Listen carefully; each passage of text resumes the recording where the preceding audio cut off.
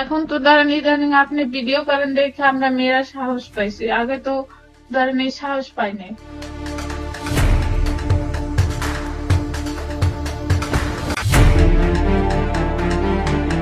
আধা উলঙ্গ এই ছেলের নাম জাফর। জাফর মূলত হাসান গ্রুপের অন্যতম একজন সদস্য। মেয়েদের দিয়ে জোরপূর্বক পতিতাবৃত্তি করানো যাদের পেশা।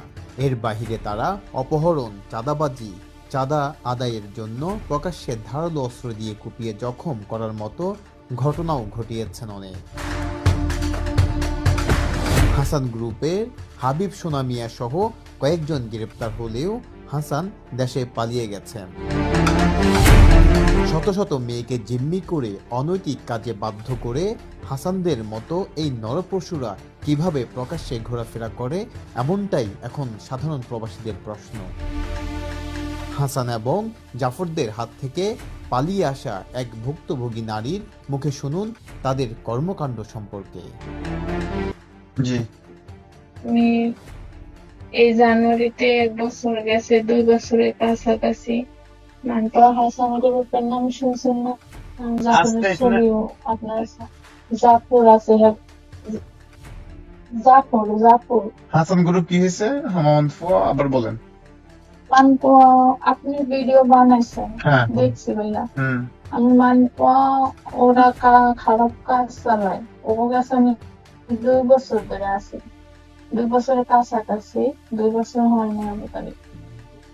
আমার একটা মাইয়া বাইর করছিল সৌদির বাসা থেকে, হসপিটালে কাজ দিব কইয়া।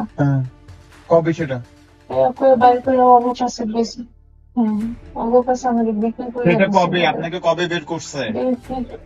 এই জানুয়ারিতে 1 বছর গেছে, 2 বছর যে মেয়ে আপনাকে বের করছে সেই মেয়ের নাম কি?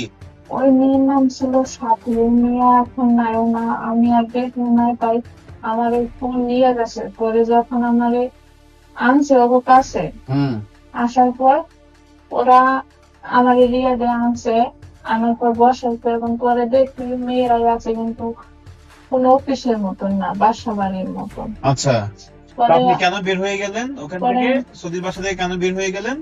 ভালো কাজের জন্য? ক্লিনারে কাজ দিব, 1600 টাকা বেতন পাবি, ওই বসে আসছিল। তো আমাদের তখনকার নেটওয়ার্ক দিত না ভাই, আর ওই জায়গায় আমি 3 মাসের মতন ছিলাম। পরিচয় কিভাবে হলো? টিকটকে? এক বিমানে আসছিলাম। মাইয়া যে খারাপ কাজ করে তা তো আমি জানতাম না, বা মাইয়া কিছু বলে না, ও বলছে আমি